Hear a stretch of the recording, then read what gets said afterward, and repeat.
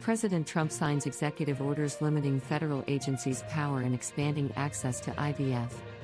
In a series of major executive actions on Tuesday, President Donald Trump signed 3 executive orders that could reshape the U.S. government's regulatory and policy landscape. These orders include limiting the power of federal agencies, expanding access to in vitro fertilization, IVF, and enforcing stricter transparency measures on government spending and efficiency. Restricting federal agencies' power. One of the most significant orders signed today restricts the ability of federal regulatory agencies to interpret U.S. laws independently. Under this new directive, only the President or the Attorney General can officially determine the legal meaning of laws enforced by the executive branch. This order directly impacts regulatory bodies like the Food and Drug Administration, FDA, the Environmental Protection Agency, EPA, and the Federal Communications Commission, FCC, which currently holds substantial authority to impose fines, regulations, and policy decisions. White House Staff Secretary Will Scharf, one of President Trump's legal advisors, defended the order, stating that it restores a long-standing norm in the United States, ensuring that federal agencies are held accountable to presidential oversight. Critics argue that this move is part of a broader effort to centralize power within the executive branch and bypass the influence of independent agencies. Many opponents also fear that it could make it easier for the administration to disregard court rulings and avoid regulatory oversight. The executive order explicitly states, previous administrations have allowed so-called independent regulatory agencies to operate with minimal presidential oversight. These agencies currently exercise significant executive authority without sufficient accountability to the president and, through him, to the American people. This shift could have far-reaching consequences on government operations, regulatory policies, and corporate oversight, as it strengthens the president's direct influence over federal rulemaking. Expanding access to in vitro fertilization, IVF. In a move that has drawn both praise and skepticism, President Trump also signed an executive order expanding access to in vitro fertilization, IVF, and directing federal agencies to propose cost reduction measures for these treatments.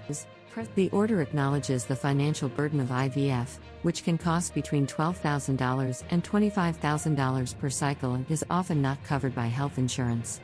The White House cited data from the Department of Health and Human Services, showing that in 2021 alone, over 85,000 babies were born through IVF in the United States.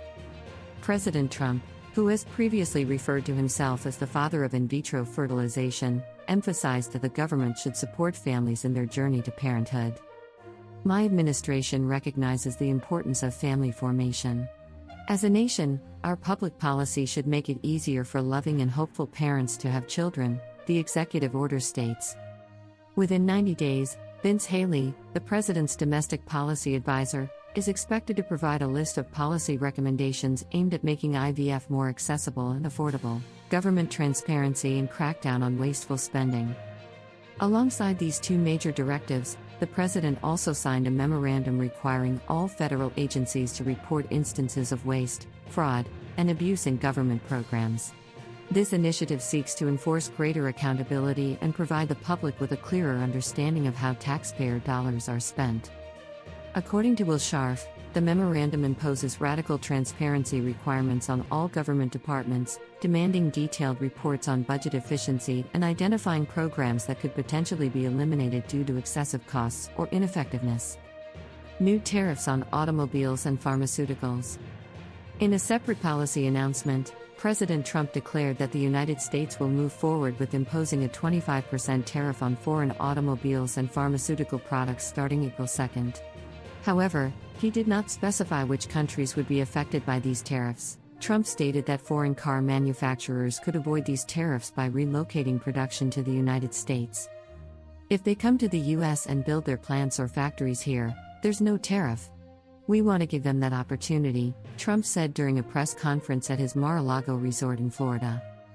He further warned that these tariffs could increase substantially over the next year, but assured companies that they would have time to make necessary adjustments. The president has already proposed other major trade measures since returning to the White House, including white check mark, a 25% tariff on steel and aluminum, set to take effect on March 12, a move expected to impact the automotive industry significantly.